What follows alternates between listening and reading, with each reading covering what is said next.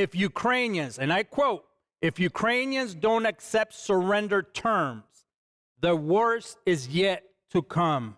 What do you make of that statement, Colonel?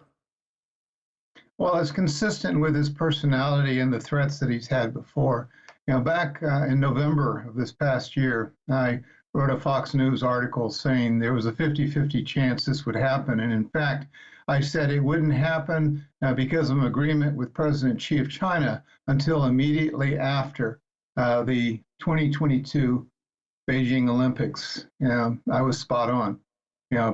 5 years ago, Mondo, I wrote a book, Alliance of Evil, the new Cold War between the U.S. and China and Russia.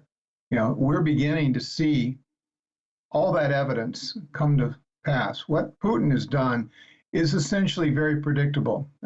When I was in Europe many years ago, and on the other side of the Iron Curtain was Mr. Putin as a KGB agent. He's acting that way even today. He is a thug, he's a killer, and he's someone that has no scruples about destroying entire cities. He did precisely that in Chechnya.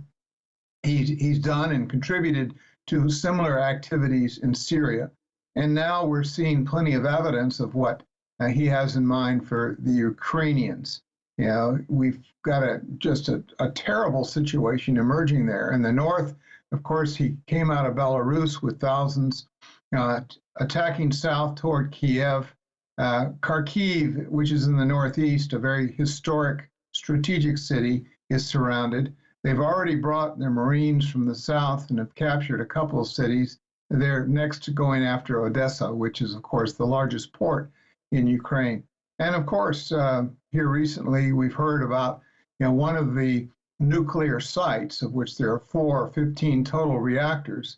And if that were to be attacked or struck and a radioactive release took place, much like Chernobyl in 1986, that could threaten the entire world. And so we have a host of issues that are coming to fruition here, much less what I consider a genocide. And I put a lot at the feet of the NATO, the European Union, and our own president, Mr. Biden, who continues to refuse to cut off the Russian oil supply coming to this country. We, by proxy, are supporting the war that is killing thousands of Ukrainian citizens. It's just a tragedy.